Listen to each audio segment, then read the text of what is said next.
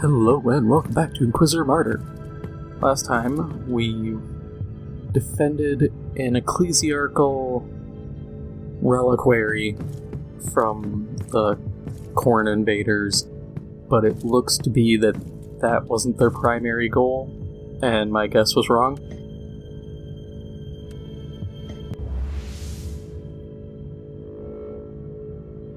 So now, they're attacking the choir relay station. Station security forces have managed to drive the many smaller groups of Khorne into a shanty town on one of the lower decks.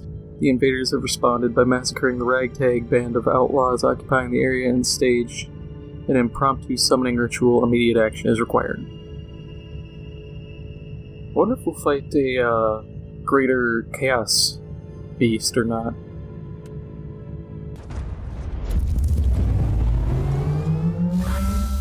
We've detected multiple reality distortion waves near you, Inquisitor. The warp gates are active. I've activated the jello shields to protect the sanity of my crew. This needle rifle looks different.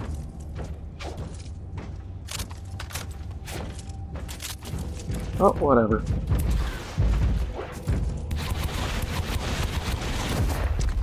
I don't know if I went over that needle rifle, actually. Here it is, plus 504% damage for damage over time effects applied by skills with at least 3-second cooldown. Which means the AoE, I believe... the sniper shot and needle blast get really big dot stack boosts. Actually, it's just the needle blast, because sniper shot doesn't actually apply needler toxin.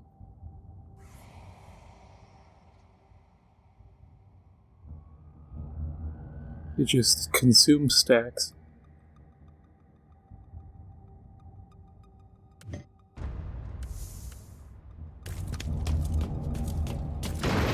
Yeah, so at least my AoEs are very deadly.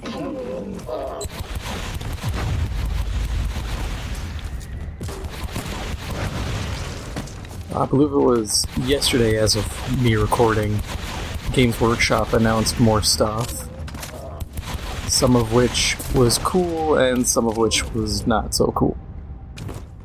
Like, they announced what is effectively like Disney Plus, but for Warhammer.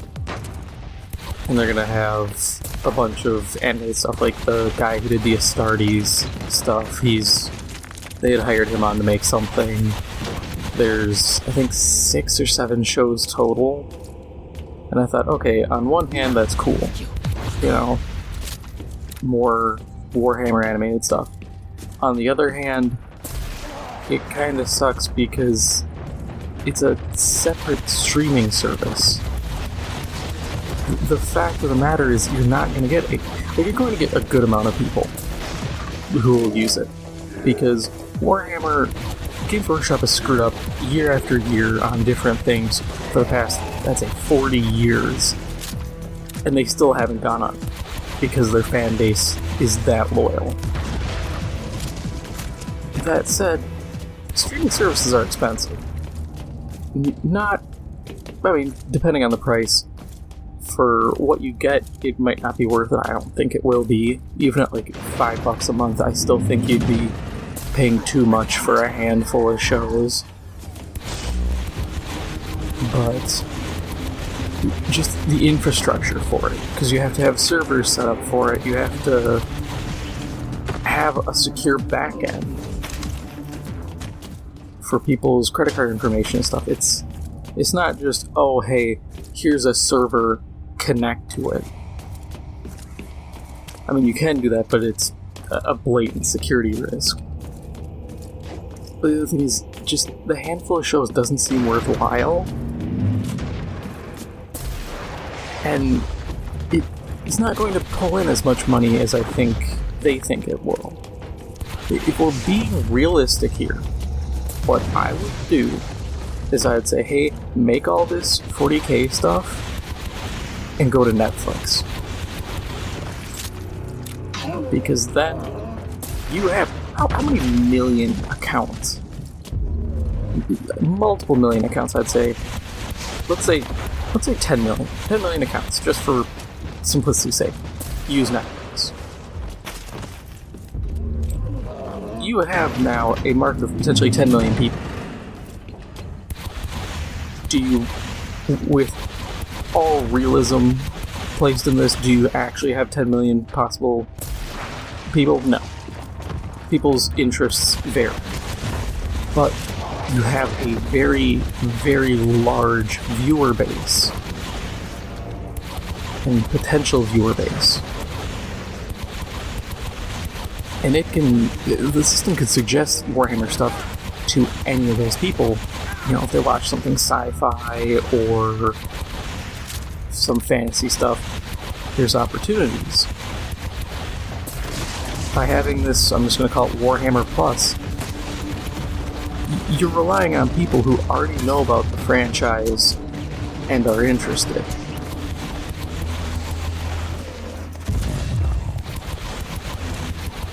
Everybody else just isn't going to be there. At least with a proper deal with like Netflix or even Hulu, you can say, hey, here's, we'll cut a deal with you, you host our stuff, get X amount of money, we get X amount of money, bing bang boom, done. Because then you have so many more people who might see it, and so many more people you could bring in, maybe people look at it and they're like, hey, this is cool, but I don't really want to do stuff with the miniatures. Okay, video games. Games Workshop really needs to actually invest in their video games, because God knows there's enough bad ones and not enough good ones. And if they invest in that, you could leverage that, bring people in. They'd say, hey, not big on the miniatures, but I'll buy your games. Okay, that's money. You can have them say, hey, maybe I am interested in the miniatures. Great. You've got pretty consistent sales then. Maybe they're interested in the books. There's a lot of different avenues you could then pull people in, as opposed to hoping more people will somehow get pulled in through a streaming service that we're already facing the issue of there's too many streaming services. This kind of a tangent, but also not, because it's completely related. Streaming services are effectively the current version of MOBAs in the early 2010s. Because if you followed MOBAs, 'cause I used to play like League and Heroes of the Storm and a bunch of stuff in college, a lot of people, a lot of different studios were making MOBAs. I mean, I've said before, Dark Nexus Arena was a 40K MOBA. Didn't last long. There was actually a second one that was made very briefly, but it didn't really see much of the light of day, if anything. EA made one, like Dawnguard or Dawnbreaker or something. It didn't even get out of, I think, closed beta before EA just pulled the plug on it. We're like, nope, we're done. It sucks, moving on. There was a Dead Island signs of demonic presence. Epidemic? Go to the next rift. I literally have the game, I played it. I just can't remember the name because it got abandoned so quickly. But this MOBA aspect, hell, even Gearbox tried to make a MOBA light, I would say, using Battleborn, which wasn't too bad of a game realistically. They just monetized it terribly, and that drove people away. But my key point is, there's a ton of people doing it, and that's what we're seeing with all of these streaming services. I know the WWE Network canceled their whole thing and shifted to, I think, like, whatever NBC's thing is, Peacock, I want to say. And it shows right there that we're already seeing some of these streaming services have to collapse and merge into each other because they're too niche, or they're not pulling in enough people, or in general, there's just too many and people are tired of paying for them. When it was, maybe Netflix, Hulu, Amazon Video, or whatever it is, that was fine. You had a big three. But when you get too many all charging the same thing for varying amounts of stuff, you're gonna see some of them fall apart, and I bet you $5 this Warhammer Plus will, within 2 to 3 years, hit that point. I don't like being negative, but I'm just trying to be a realist on this. It's a bad idea when clearly more viable options exist. And you can't tell me Games Workshop is planning on this Warhammer Plus deal being kind of the new moneymaker. It's a vehicle to drive sales of their other products. And therein lies the problem, If you're just using it as a vehicle to drive sales, put effort in, but you can kind of be a bit hands-off on how it works, as long as you're getting stuff We out. were on the verge of a cataclysm, but the day is saved. It's time to open a bottle of Amasec. You deserve it.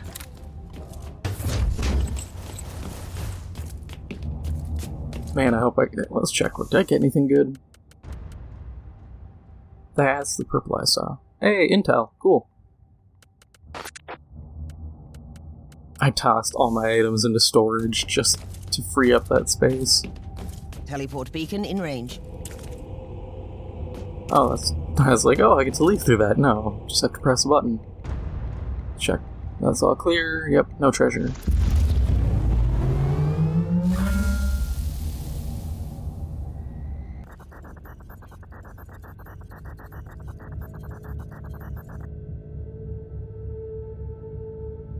Oh, this is the end of it.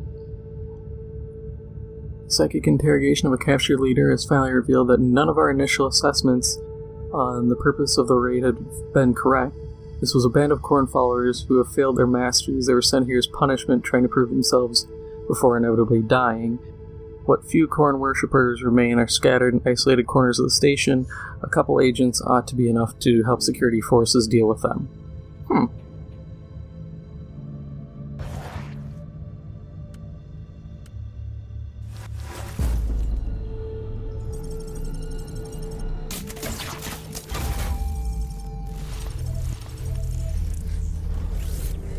Okay, not too great, but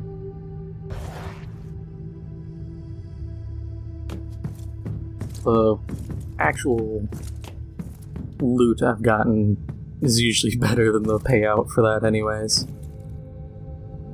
But that is all for now, and that is the end of the Gruen Penance small DLC. If you enjoyed what you've seen here, make sure to hit the like button. It helps out the channel a lot, and if you haven't already, make sure to hit the subscribe button. Thank you for watching, and I'll see you in the next one.